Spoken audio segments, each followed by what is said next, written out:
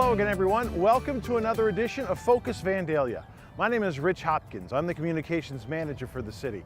And on today's program, we've got the latest news on Vandalia's road resurfacing projects, which should get started here as we head towards the summer month.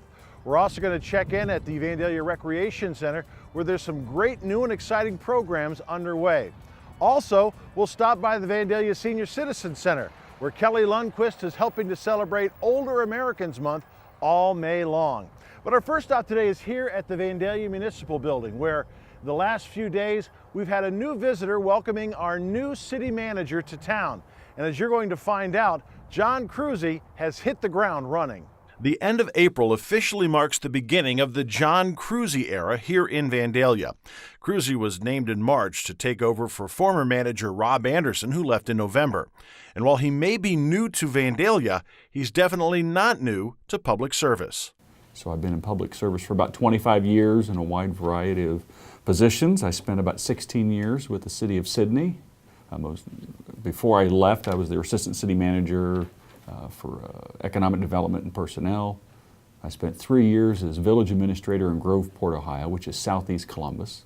And then for the past 6 years, I was city manager of Tip City. Crusey is a family man with a wife and 2 daughters. He says there were many things that attracted him to Vandalia. Well, there are several things. I mean, first of all, Vandalia is a larger community. Again, you've got a larger employee base to work with. But it was, the economic development opportunities, with Stone Quarry Crossing, with the industrial park that the city's developed, the parks and recreation opportunities you have here with the Recreation Center. And again, and Vandalia has a good reputation in the region for professional management, and just a good reputation in the region overall. Taking over an organization of this size is a daunting task, so Crusey says he'll spend a lot more time listening early on. My goal coming in is to spend as much time as I can listening. Again, I don't come in with any predispositions about what I'd like to do, where I'd like to see the community to go, because again, it's not up to me. It's up to council and it's up to residents on where they want the community to go. So again, I'm going to spend time meeting people, meeting all the employees, and listening to the best of my abilities. And then eventually we'll get into working with council on where we want to go and how we want to get there. With just a couple of weeks under his belt, Crusey says the Vandalia community has welcomed him with open arms. Well, everybody's been very supportive and very friendly. And I had the opportunity before I officially started here to attend a couple chamber events. And again, everybody was very welcoming, very friendly. And all the employees I've met so far have all been very friendly. So, it seems like a very nice place to work. You got a lot of long-term employees, so that speaks well for the organization. And while Vandalia's new manager begins working here, we're still a few weeks away from employees reporting to work at the Longhorn Steakhouse, still under construction on Miller Lane. Assistant City Manager Greg Shackelford says a rough winter put a crimp in the company's construction plans.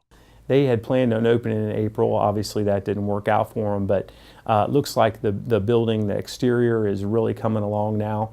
The latest I heard from our city planner is that they're looking at towards the end of June.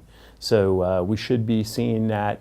It looks as though the landscaping part is they're starting to get the ground in a position to get that taken care of as well. And while crews work to finish the restaurant, construction on another food service operation is already complete. The White Castle food processing plant in the Stone Quarry Crossings development is operational, already turning out frozen sliders to be sent to a grocery store near you.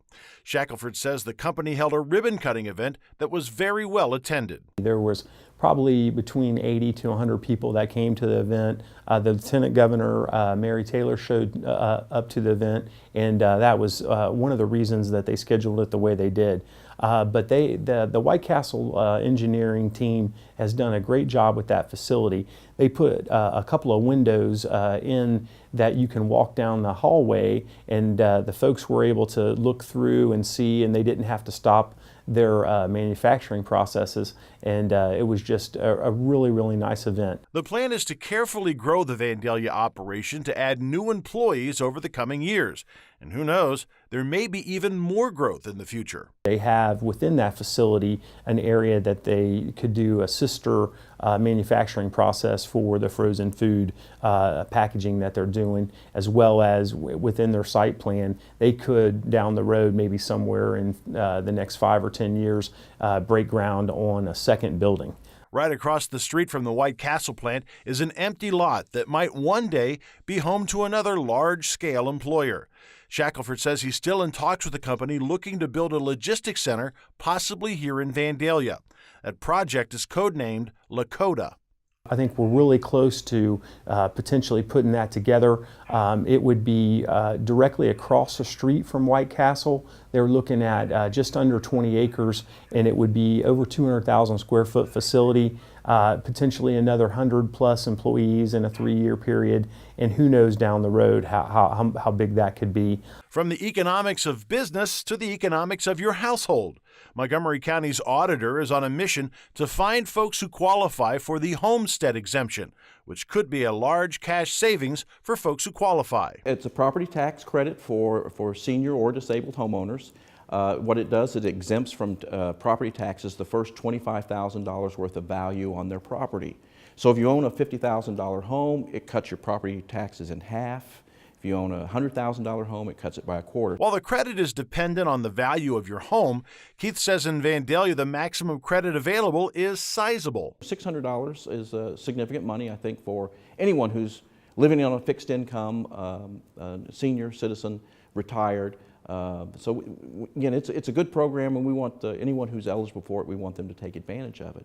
The Homestead Exemption has some changes in store for this year, changes you should know about as we inch closer to that filing deadline. June 2nd is the deadline to apply this year. It's the first Monday in June every year.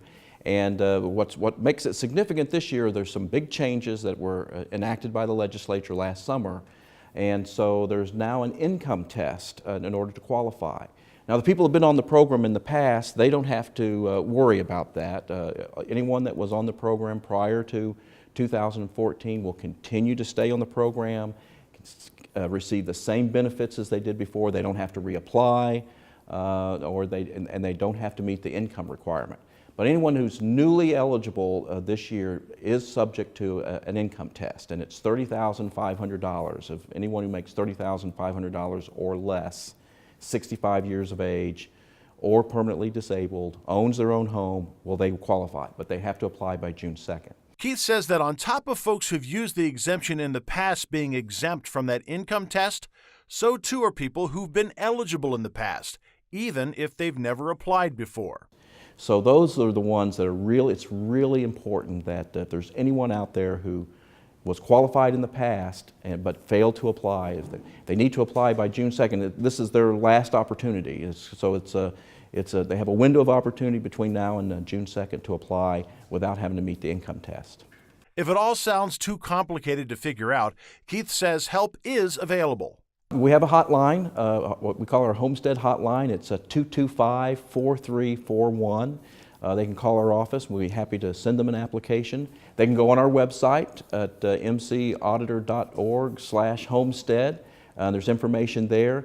Also this year we've implemented a new online application process, so they can actually go online on our website and apply online that way.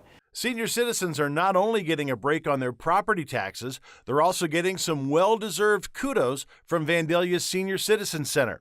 Recreation Supervisor Kelly Lundquist says May is Older American Appreciation Month, and she's signing folks up now for a special day devoted to giving back to our senior set. It's basically an adult trick-or-treat night. The seniors go to Hare Arena for with the tickets, and they can basically check out different items that are available to them as a senior, different kinds of discounts, coupons. Just a fun little turnout. The event takes place at Hara Arena on Friday, May the 23rd from 9 until 1. And you can contact the center at 898-1232 for all the details. And while you're on the phone, take a moment to learn about the other great programs underway. One thing we're having also in May are Throwback Thursdays, where my seniors are actually bringing in a picture of themselves, and we're going to be taking a guess at who we might think they are. Now the age needs to be between 10 and 20, which for some people here it can be 60 plus years ago. So it's going to be a good time for a Throwback Thursday with the seniors at trying to figure out who is who. Lundquist says there's even services available for an often overlooked group, the caregivers for our senior citizens. Oh, we do have a family caregiver support group. It is going to be with pet therapy. And we have that every third Wednesday of the month, some different topic for family care. And while May is the month to honor older Americans, it's also the month when many local street projects will get underway. Director of Public Works Rob Cron says the city's annual street resurfacing program gets started in the spring. We're beginning the concrete work right now, where we go in on the streets we're going to pave ahead of time. We fix any bad curbs, sidewalks. We install handicap ramps on all the corners. We're also in the process right now of bidding out our resurfacing project. We're going to pave approximately 20 streets again this year, so you'll see us around town this summer. Cron says there is a lot of thought and effort that goes into determining which streets get attention each year. The one nice thing about our program here in Vandalia is with our safe and stable levy, we're able to go through and fix the curbs and sidewalks that need to be repaired, and we do not charge any of that cost back to the property owners. Beyond the resurfacing, Cron says Vandalians will notice two very large street projects that will get underway soon. And we have two phases of the Dixie widening projects. Phase 5 is down south. That's a joint project with the county that will be picking up where the last phase took off near Art Van Atta Park, going south through the Stop 8 Road intersection. And then the other big one uptown is going to be starting at Crest Hill Drive, heading north up through the high school property, where that project's going to be going on all summer into next year.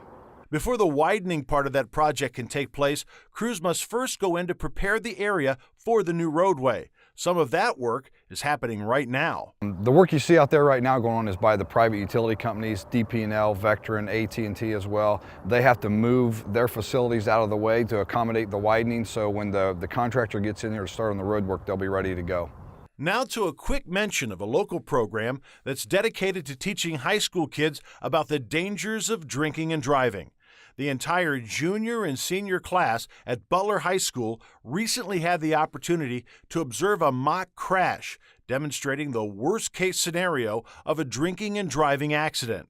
Now, kids in the drama club and the Students Against Drunk Driving chapters played the roles of the victims of that crash, as well as the role of the drunk driver who causes all the mayhem. Vandalia Police and Fire crews, along with Butler Township Police and Fire, the Care Flight Emergency Medical Helicopter Team, and even the Morton Whetstone Funeral Home all participated in the event as a way to let kids experience the trauma of a drunk driving accident as observers without the actual consequences.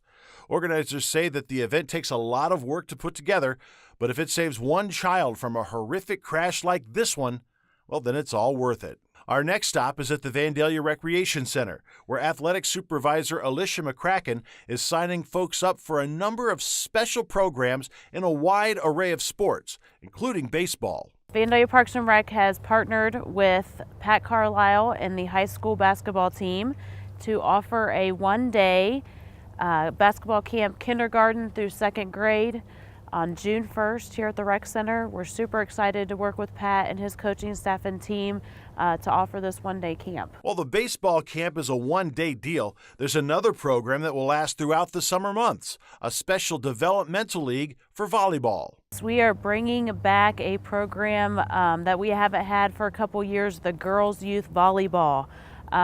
Excited to work with Stacy Whetstone and her high school volleyball team to put on a Wednesday night volleyball league for the youth girls, grades 3rd through 6th. We'll meet on Wednesday evenings here at the Rec Center beginning in June. If you'd rather hit the ball over a tennis net, there are lessons available for that too. We've got sessions starting in June, running all the way through the end of July. Andrew Jackson, a former Butler High School tennis player, is helping us out with the tennis lessons this year, and we look forward to having him out there. We've got lessons from 4 years up to adult. McCracken says the summer months are also the time to register for one of the department's most popular sports seasons, soccer. Soccer will take over the sports complex before we know it. And registration for that and all the programs that I've mentioned begin April 28th, online and walk-in registration right here at the Rec Center. Soccer deadline to register will be the beginning of July, so if you got a little time to stop in here and register, get in here a little bit early, that'd be great. We'll begin the seasons in August. Our final stop today is at a place that's not very busy now, but rest assured, as we head into the summer months, Castle Hill Swimming Pool will be very busy. Now, Castle Hill Swimming Pool has a unique opening schedule. They will open Memorial Day weekend, May 24th, 25th, and 26th for regular operating hours. But then the pool is closed until May the 31st, in which case it will open through the rest of the summer and close at the end of August. Now, you want to check out our website, vandaliaohio.org, to get the latest information on what passes are available and how your family can take advantage of this terrific Vandalia amenity. That's going to do it for this edition of Focus Vandalia. I'm Rich Hopkins. Thanks for watching, and we'll see you next time.